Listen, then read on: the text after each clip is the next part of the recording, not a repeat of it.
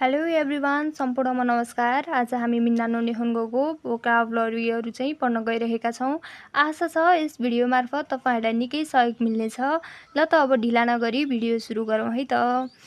वातासी भनेको चाहिँ म, आनाता भनेको तपाईँ, आनो हितो अथवा आनो खाता भनेको चाहिँ उक्त व्यक्ति भयो। आनो हितो भनेको चाहिँ प्लेन फर्म भयो भने आनो खाता चाहिँ पोलाइट फर्म भयो। सान भनेको चाहिँ जी भयो, कुनै पनि नामको पछाडि युज गरिन्छ। यो चाहिँ च्यान भनेको चाहिँ सानो केटी बच्चाको नामको पछाडि प्रयोग गरिन्छ।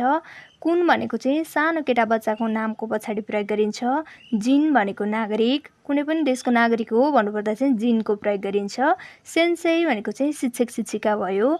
अनि केउसी भनेको पनि शिक्षक शिक्षिका हो, त्यो चाहिँ आफूले आफैलाई भन्नुपर्दा चाहिँ केउसी भनिन्छ। गाकुसेई भनेको चाहिँ विद्यार्थी। खाइसाइन भनेको कम्पनी कर्मचारी। साइन भनेको कर्मचारी। गिनकोइन भनेको चाहिँ बैंक कर्मचारी। इस्या भनेको चाहिँ डाक्टर। केन्क्युस्या भनेको चाहिँ कुनै पनि कुराको खोजी गर्ने व्यक्ति। दाइगाकु भनेको विश्वविद्यालय। बेउइन भनेको चाहिँ हस्पिटल।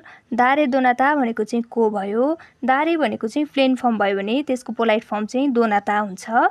साई भनेको चाहिँ वर्ष उमेर। नान्साई अथवा ओइकुचु भनेको चाहिँ कति वर्ष भन्ने हुन्छ है। ओइकुचु भनेको चाहिँ कति वर्ष अथवा नान्साई भनेको चाहिँ कति वर्ष। हाई भनेको चाहिँ हुन्छ, ओ हो भन्नुपर्दा चाहिँ हाई भनेर युज गरिन्छ है। अनि इए भनेको चाहिँ हुन्न, होइन, भन्नुपर्दा चाहिँ इए भनिन्छ। हाहा भनेको चाहिँ आफ्नो मम्मी। अनि ओखासान भनेको चाहिँ अरूको मम्मी है। चिची भनेको बाबा। ओतौसान भनेको चाहिँ अरूको बाबा। ओतोउतो भनेको भाइ। अनि इमौतो भनेको बहिनी। आनी भनेको दाई।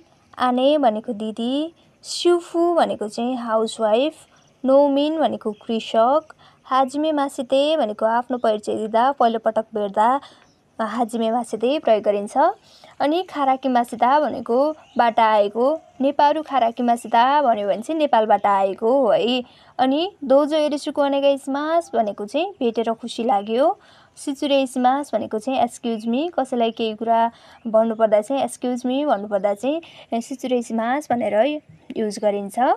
अनि तपाईँको नाम के हो भन्नुपर्दा ओनामाएवा है। ओनामाएवा भनेको नाम के हो। कोचिरावा सान्देश हो भनेको चाहिँ उहाँ जी हो। अमेरिका भनेको अमेरिका भयो। इगिरिसु भनेको युके। इन्डो भनेको इन्डिया। इन्डोनेसिया भनेको इन्डोनेसिया। खानकोकु भनेको कोरिया।